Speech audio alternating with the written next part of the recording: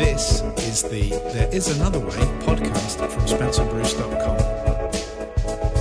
Making life work as a creative.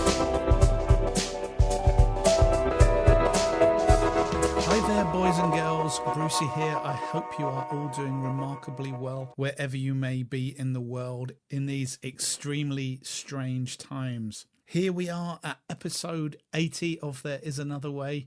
Thank you so much to all of you who have been listening, who have been following, who have been sending messages. Really greatly appreciated. Whilst we've had a little bit of a turbulent time recently, the podcast is now going to be going from strength to strength. I hope more guests coming along and a whole bunch of different things, which is kind of what I'm going to be talking about today. As you may have seen, or the eagle-eyed amongst you may have seen, the podcast graphics and branding have all changed, and they have all changed in line with a new project that I am going to be working on, a new concept, a new business venture, a new everything really, and that is called Creativity Kickstarter. So now the There Is Another Way podcast is going to be tied in directly with the Creativity Kickstarter project that I am going to be working on a lot more in the future. So what is all this about? What is Creativity Kickstarter about? And where is the podcast going? What direction is the podcast going?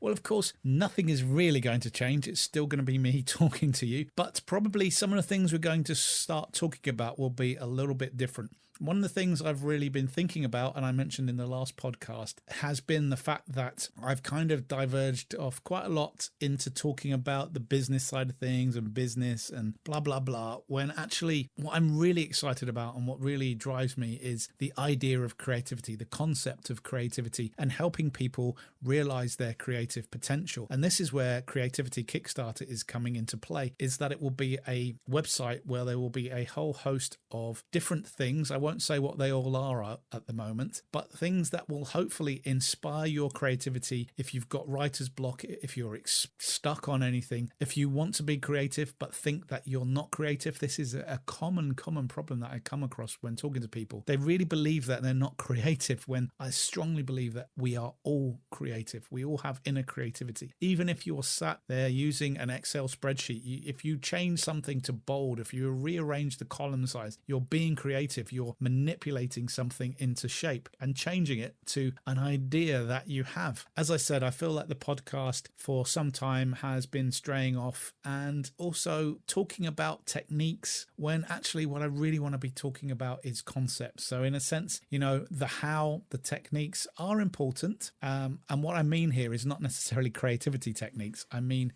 techniques of running businesses and finding income and making life work as a creative. Now, as we discussed in last week's podcast, the times are changing and some of this stuff becomes dated quickly, whereas concepts and creative ideas and where we draw creativity from and things that you can go away and try do not date as quickly as perhaps, suggesting that you pile onto YouTube and create a whole bunch of videos to generate passive income. As I said last time, I think some of these days are changing. And whilst that obviously gives me things to be current with when talking on the podcast, I really like the idea of trying to make things which are perhaps a little bit more timeless. Wow, that's a pretty grand statement, but I hope you get the idea of what I'm talking about here. Well, that doesn't mean that there won't be times when we will discuss. And of course, if any of you listeners out there have questions about finances or how to make things work and setting up a business, then of course we will discuss those topics. But from this point onwards,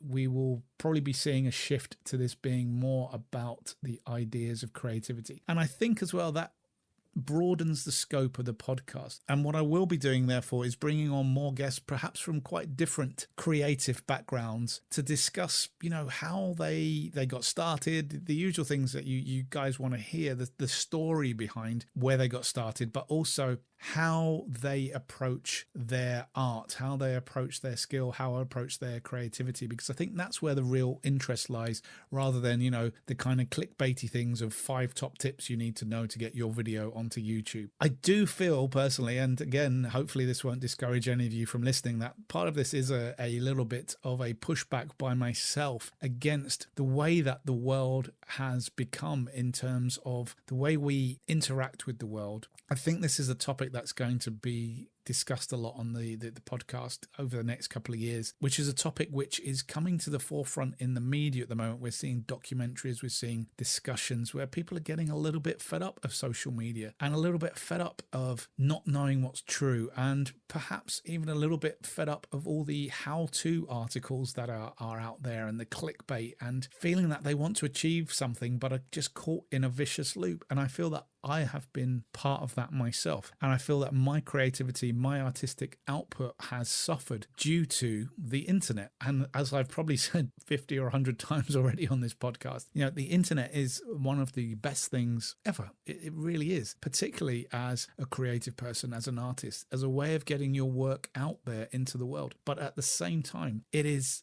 detrimental. I really strongly feel this, and from talking to other artists and creative people, they are feeling the same. We are spending so much time now not being creative, but looking at how-to techniques, exercises, how to market yourself, how to do all these things, as opposed to just sitting down and thinking about our art and what it is that we're trying to create. At the same time, because there are no limits, because there are no gatekeepers to our creativity, I feel that there is a lot of material out there that perhaps we would not put out there in the past because it's not as good, or it's not as interesting, or it's not as exciting as it could be. Now that, I believe, is a double-edged sword, because at the same time, being able to put stuff out there into the world is a good testing ground. It's a good way to get feedback on a piece of work and go, actually, this is what my audience like and this is what they don't like. But stepping back, it's all about your creativity. And if you're trying to second guess what your audience are thinking, and if you're trying to second guess what the algorithm is thinking, which again is a topic that I really want to go into great depth about, trying to create your art for the algorithm. I have done another little YouTube video on this, which I'll link in the comments below, but it does feel that you're trying to create content to please the algorithm rather than creating the internal message or art that is inherent within you. So I think these are some dangers that need to be flagged up, and I feel that I want this to be a return to a more holistic form of creativity where the machines are not guiding you, and the machines are just the thing that enables you to do it if you are using a machine to create your art or whatever it is that you're trying to create. I think we've become too reliant on technology, and I think because of the way that technology is, it is shaping the art that we create. It's harder to step outside the boundaries of the technology. Now, a lot of the technology at the same time is almost boundless in the things that you can do with it, which at the same time provides you with, again, another stress, another issue, because there are too many options. There are too many things that you could possibly do. You feel a stress that you need to know how to do all of them. So again, you go in this vicious cycle of then trying to do a whole bunch of courses or watching YouTube videos to find out how to do things which you don't necessarily need to do at this time. Remember, and I think one of the most important things that we maybe forget is the best way to learn and the best way to educate yourself is to try and do something and come up against a problem, and then ask the question at that point, how do I overcome this problem? Which, of course, the internet is good at helping you for.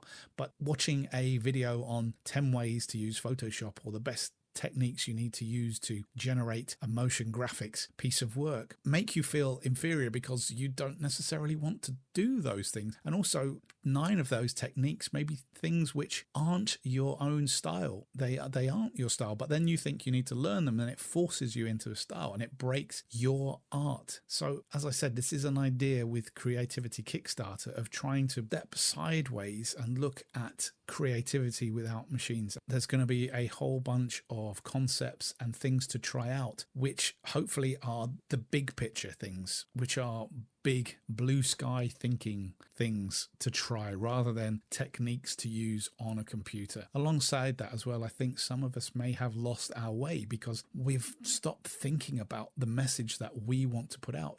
Art is about expression, and if you are creating art for the AI, you're not expressing yourself. If you are creating art or a business idea or anything that is for a checkbox society, then these brand new amazing concepts, these brand new ideas are not going to come to the forefront. It's just going to be more of the same. And I think, having said that, this is the point where I'm at, is that I'm feeling that we're just seeing more of the same music, more of the same films, more of the same photography, more of the same websites, more of the same marketing ideas. Everything is more of the same. We seem to be in a bit of a feedback loop. And whilst we have these tools available to us to publish our work, I don't think anyone's being too brave or experimental with it. We've got to try things. We've got to push the boundaries. And perhaps now it's the time to push the boundaries of technology. Maybe one way of doing that is actually stepping away from it, not letting it control you, but you controlling it if you need to use it. And part of my own workflow recently is actually, there is a bit of a movement, so I'm not necessarily the groundbreaking in this, but is what's called the DAWless music movement. And DAW stands for Digital Audio Workstation, which is something like Logic, Cubase, or Pro Tools, which you record your audio into. It's a computer program that enables you to program and write music. But in a sense, when you're using it, or at least I feel, and I know talking to students and talking to other composers, that it is a box that conforms you to working in a certain way and pushes your music. You're thinking more about using the program and more about all the things that are in the program rather than the actual music. Again, that goes back to that idea of the how rather than the why. I want to get back to the why. Why are you doing this? What is the message? What is it? Forget about the tools. Why? So, sorry, just a little bit of a tangent there. So what I'm doing is this kind of process of going DAWless, which is using old school techniques such as sequencers and handheld recorders to actually sit down and write songs without a computer, without all that, and get the song idea structured and created before it goes into the process of editing on the computer. So it's like writing. I guess the best analogy would be writing freeform in a book, your essay or your poem, before you then go to the computer and type it up. Because as soon as you put it in the computer, I feel that you become an editor. You're changing things to bold, you're arranging the paragraphs, you're not letting the brain work. So again, this is something which forms the real basis of what Creativity Kickstarter will be all about. So as I said, do check out the website, although it's not really in existence at the moment. You'll see the branding changing over the next couple of weeks. If you listen to the podcast on YouTube, please do go to the new channel, which is linked in the box below, which is again YouTube Creativity Kickstarter. Because it's a brand new channel, you can't give the channel a name until you have over 1,000 subscribers, which is kind of nuts. So it's got the most hideous series of numbers and letters and symbols at the moment, so I have to put a link to it rather than being able to reel it off the tongue. My podcast will no longer be going out onto my other YouTube channel. They'll be going out onto this new channel, and all of the previous episodes will be available on that channel. Once again, hope you enjoyed the podcast. Would love to hear your thoughts on creativity. If you've got anyone who you think may be a good candidate to be interviewed, please do let me know. The Facebook group is still the same. It's still there. Just the branding's changed. So again, go over there, leave us a message. Do take part in the conversation or start the conversation. That would be absolutely awesome. I've been Brucey. More podcasts coming soon. Most importantly, thanks for listening and take care of yourselves. Catch you later, my friends.